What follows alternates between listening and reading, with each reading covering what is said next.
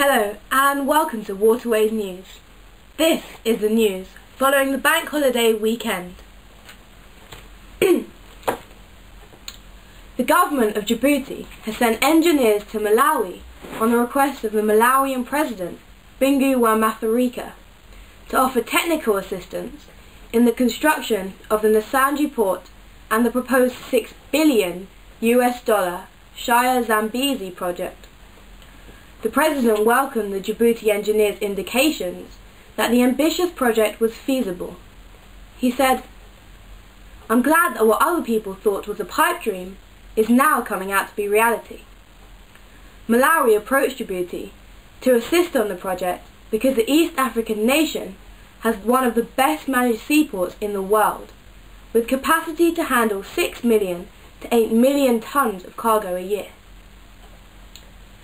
Iran's Special Envoy for the Caspian Sea Affairs, Mehdi Safari, called for accelerated efforts to finalize the Convention on the Caspian Sea Legal Regime. He was speaking at the 25th meeting of the Special Working Group for the compilation of the Caspian Sea Legal Regime Convention, which was hosted by Russia. Ethiopia's Prime Minister, Meles Zenawi, has rejected calls from concerned groups demanding a halt on the ongoing construction of the Gilgil hydroelectric dam. The opposers claim the project threatens the survival of Africa's lake, Turkana, the largest permanent desert lake in the world. Following the start of the construction in 2004, NGOs environmentalists, Friends of Lake Turkana, and ecologists from Kenya accused Ethiopia of launching the project without taking an environmental and social impact assessment, saying it violates laws of environmental protection. In Kashmir, the courts have ruled that the 1,200 famed houseboats on the Lake Dal have to close until they agree a new waste disposal system to keep the lake clean. The law blames them for the massive pollution of the lake. The Houseboats Owners Association said it will challenge the ban, which it says will devastate the tourism industry, and that they have advanced bookings to honour. MSC Cruises confirms that the company's cruise ship Melody was attacked by pirates near the Seychelles Islands on the evening of April 25th. The ship initiated avoidance procedures and quickly escaped the attack with no injuries to any of the approximately 1,000 passengers and 500 crew. The pirates approached the ship in a small speedboat, firing automatic weapons while the ship was sailing 180 nautical miles from Port Victoria in the Seychelles. Cairo Pinto, the ship's captain, was hailed a hero together with the Israeli security team on board. However, passengers' reports of the incident later recounted different versions and claimed that it was the action of the passengers that thwarted the pirates. Some passengers have been critical of the claims being made. More details of this story are published on the site. Environmentalists have accused the Australian government of a Jekyll and Hyde attitude to the Great Barrier Reef. They say the government is spending millions on conservation, but refusing to ban coral-harming pesticides.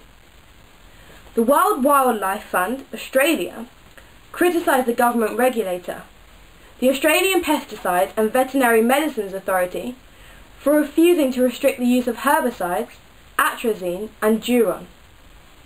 The WWF say that there is clear scientific evidence the chemicals are poisoning the reef. More cruise liners will call at Seattle instead of Mexico, as Mexico becomes off-limits because of the swine flu outbreak. This resulted after the US Center for Disease Control and Prevention recommended that Americans avoid non-essential travel to Mexico. The Mexican Prime Minister is voicing a cry of unfair. This is a huge blow to the country's tourism industry. Peter McGraw of the Port of Seattle said the Royal Caribbean's Marina of the Seas which can carry more than 3,000 passengers, will arrive Thursday. The company's cruise ships are expected to make a half-dozen extra day-long visits to Seattle. The cruise liners will depart from Southern California ports and instead of sailing south to Mexico, will head north to cities such as San Francisco, Victoria, British Columbia, and Seattle. Carnival Cruise Lines also is expected to schedule extra visits to Seattle. The Massachusetts Port Authority Director, Mike Leon, has announced that its 2009 cruise season will include 21 weekly cruises from Boston to Bermuda. Norwegian Cruise Lines, Norwegian Spirit, will start cruising from May the 1st to September the 18th. The ship will depart weekly to Bermuda.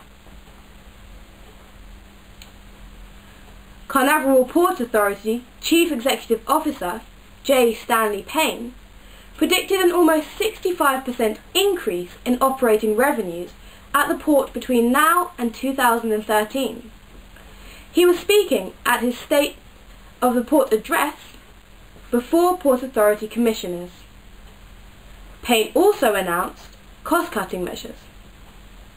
The economic downturn has affected the current situation, and construction supplies such as cement shipments have collapsed. Payne said, "We haven't seen a cement ship here since February 2008. He said, "Other cargo shipments have got smaller, as have revenue sources."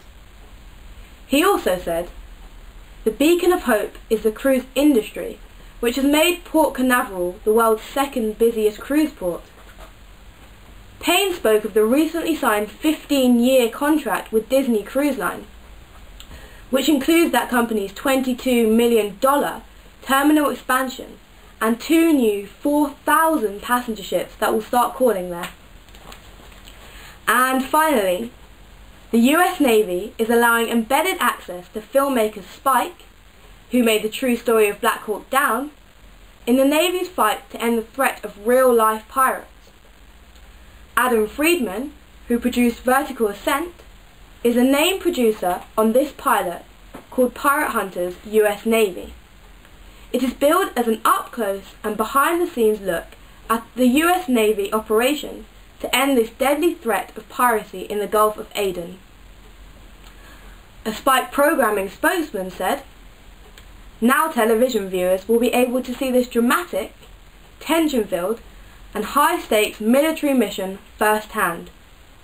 Waterways News said, "Considering the whole party of past naval in action, and this Save the World mission was started by the Indian Navy, will there be a 9 Academy Award-winning Bollywood pilot entitled, 'We Got Them, Slumdog Pirates Real Good, Sahib'?" This is DIVA, Waterways News. Daily News reverts tomorrow. Thank you.